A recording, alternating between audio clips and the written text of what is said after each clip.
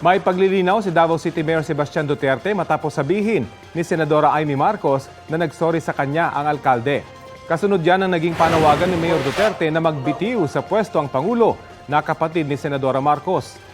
Sa isang Facebook post, sinabi ng alkalde na humingi siya ng tawad dahil naawa siya sa Senadora. Hindi raw yan dahil sa mga sinabi niya tungkol sa Pangulo. Pakiusap ni Mayor Duterte, tigilan na lang ang kagagamit sa kanya sa anyay jamming ni Senadora Marcos.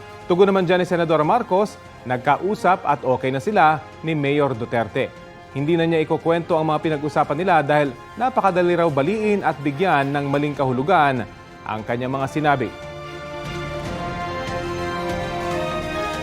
Kapuso, alamin ang maiinit na balita. Bisitahin at mag-subscribe sa GMA Integrated News sa YouTube.